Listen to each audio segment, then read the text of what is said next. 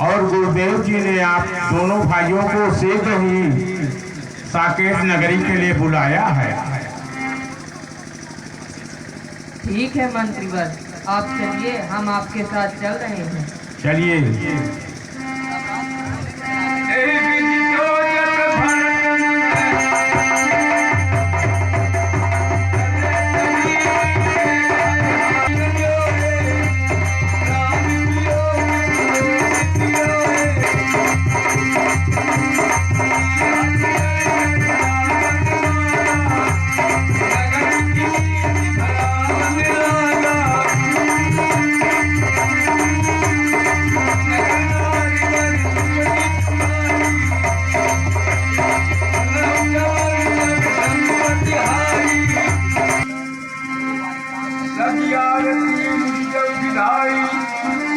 भारत जी आए हैं।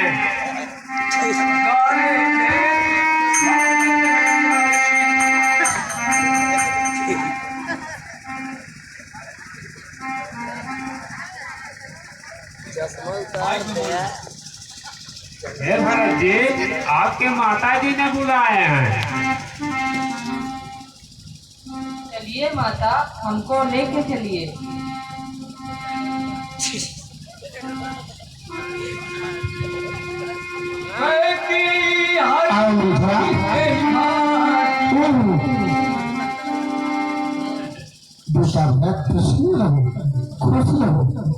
बेटा बेटा खुश रहो सत्सुंदर। ये बताओ, मेरे नैहर की कुशलता तो ठीक है ना? आखिर मेरे माता पिता, मेरे भाई किस प्रकार से हैं? सब कुशल ही कुशल है ना? हाँ माता, वहाँ पे नाना श्री नानी सब कुशल से हैं। आप यहाँ का समाचार कहिए माता, यहाँ पर तो सब कुशल से है ना? ये कैसा भेष बना के रखी हो माता? कहाँ तात, कहाँ सब माता, कहाँ सिया राम लखन प्रिय भाता। हे माता जी, कहाँ है पिताजी? कहाँ पे हैं? हम जब आ रहे थे तो हमको दिखे नहीं। भैया कहाँ पे हैं? हमारे श्री राम भैया कहाँ पे हैं? सीता भाभी कहाँ है? और हमारे लखन भैया हमको दिखे नहीं।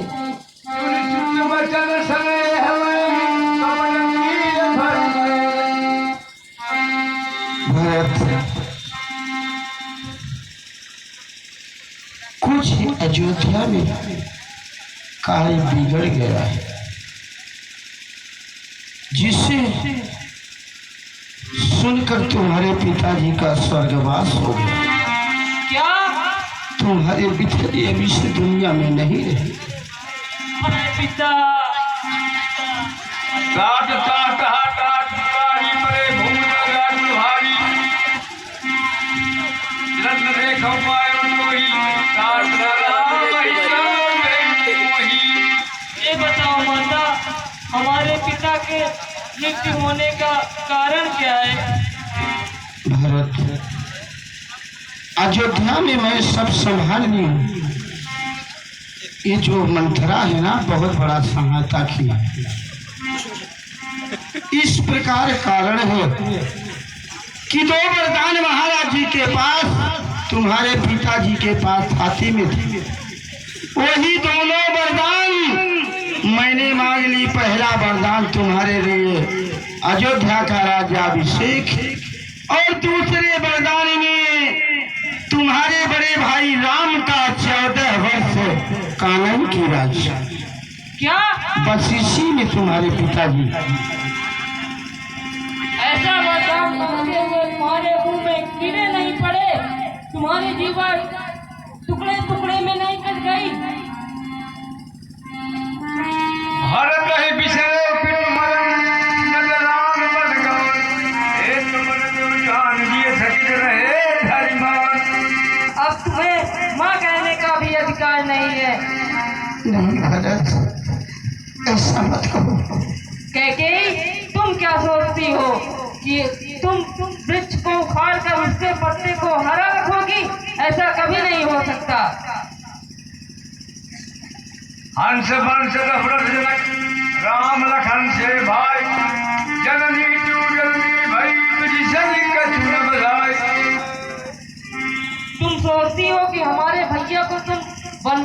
भेजकर हमसे राज करवाओगी?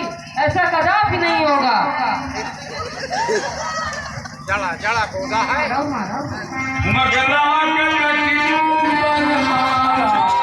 नहीं भैया, ऐसा मत करो। इसमें कोई गलती नहीं है।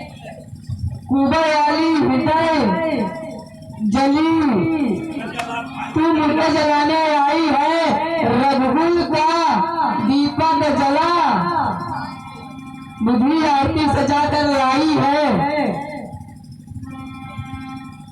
नहीं भैया नहीं, इसमें उसकी कोई गलती नहीं है। आप स्त्रियों पर हाथ मत चलाया करिए। चलो माँ कौशल्या के पास चलते हैं। चलो।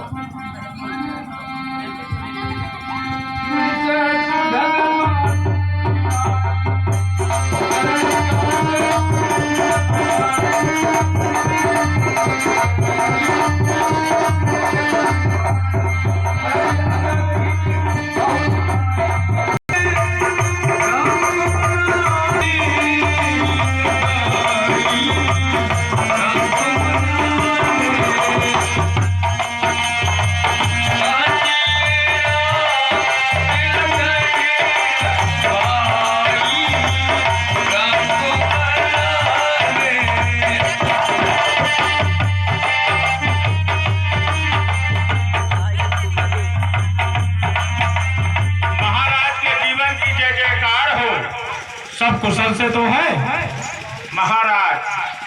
मैं विचरण कर रहा था तो मैंने कुछ अजीब सा देखा आज आपकी इस नगरी में। क्या अजीब सा था?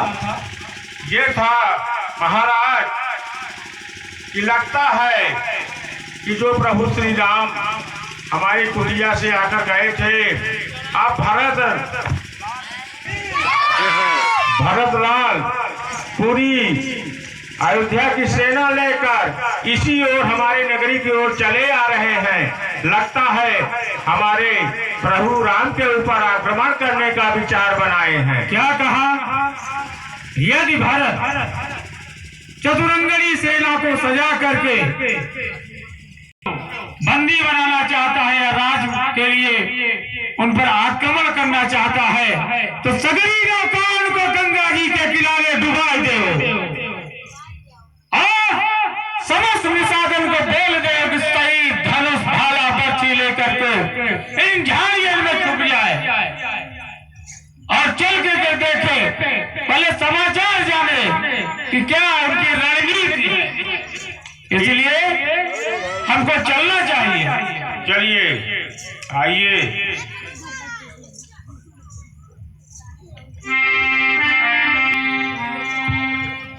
भैया आप हमारे श्री रामचंद्र हैं, आप हमें अपने गले से लगा लीजिए भैया। क्षमा करो भरतलाल, क्षमा करो। हमने बहुत बड़ा अपराध कर दिया प्रभु। हमने जो ऐसा कहा आपको, हमारे मन में ऐसा भाव आ गया।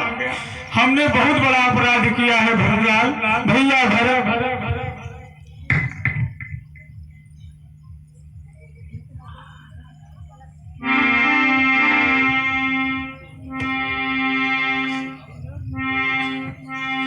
राम मात सुखी सरल सीता।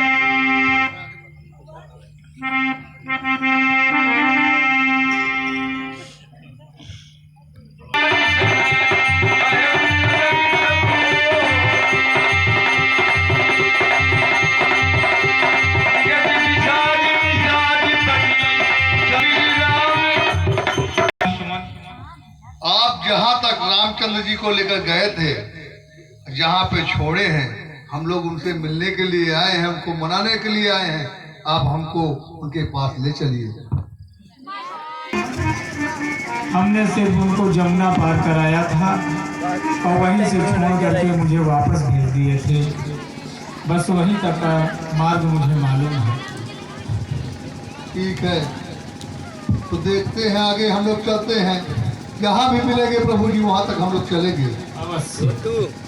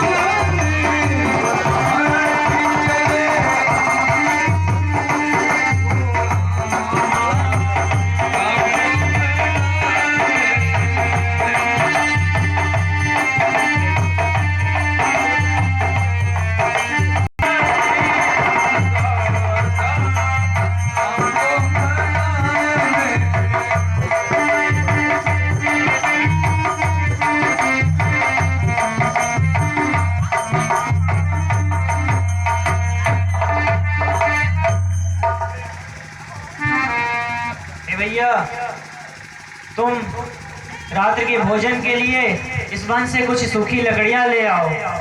जो भैया आज वो आ गया है वो। अरे भैया वो आज आ रहा है।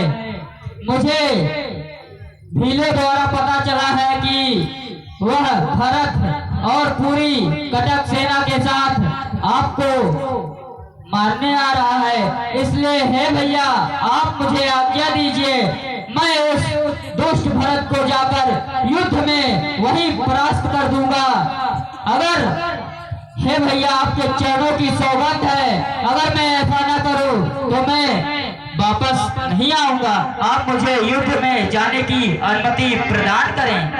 लक्ष्मण कैसी अनर्गल बातें कर रहे हो? और भरत आ रहा है, कहाँ है वह चित्रकूट में आ चुका है भैया। अच्छा तो भैया उसके लिए ऐसे भाव मत रखो। वह भरत एक बहुत ही महान व्यक्तित्व है। उस जैसा भाई आज तक ना कभी पैदा हुआ और ना ही कभी पैदा होगा। इसलिए तनिक उसके प्रयोजन को जान लो। वो आपके लिए अच्छा होगा, मेरे लिए तो वह एक दुष्ट ही है। जैसी माँ वैसे ही उसका पुत्र है। इसलिए मैं उसे युद्ध में परास्त करने के लिए अवश्य जाऊंगा। आप मुझे आज्ञा दीजिए भैया। शांत लक्ष्मण, वह हमारा राजा है। उस बिना प्रयोजन जाने कुछ भी अंचित ना करो, इसलिए उसका प्रतीक्षा करो। ठीक है भैया, आपकी इच्छा यही है तो मैं नहीं जाता हूँ।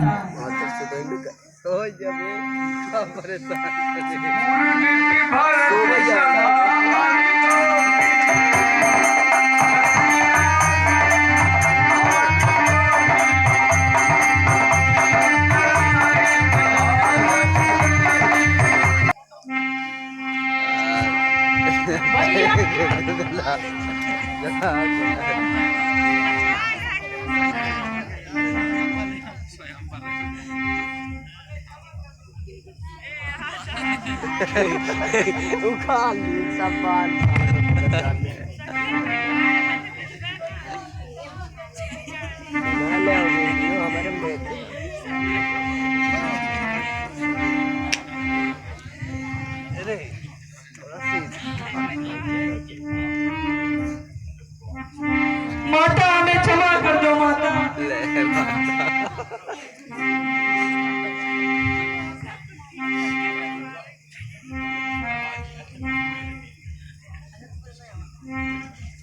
भैया हम 14 वर्ष तक आजीवन वन में रहेंगे भैया। आप वापस चलिए भैया, अयोध्या में वापस चलिए। अयोध्या आपके बिना सुनी है भैया, आप अयोध्या वापस चलिए। नहीं भरत, मैं पिताजी की आज्ञा मानकर यहाँ आया हूँ और अब 14 वर्षों बाद ही अयोध्या लौटूंगा।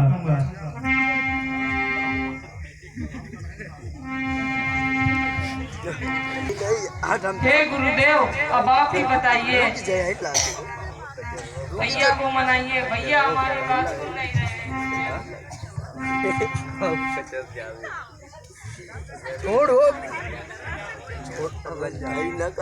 हे राम, जो भरत जी कह रहे हैं आपके बिना पूरी अयोध्या सुननी है, कृपया आप अयोध्या में चलने का कष्ट करें। हे गुरुदेव, मैं इसका पिताजी की आज्ञा से आया हूँ। इस तरह मैं नहीं जा सकता। और कोई मार्ग हो तो आप अब निर्देश करें गुरुदेव। बाहुकार की पापा मरी दीनी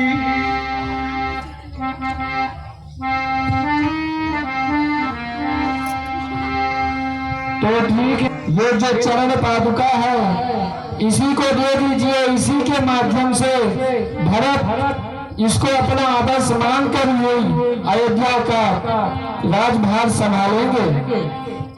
जैसी आज्ञा गुरुदेव।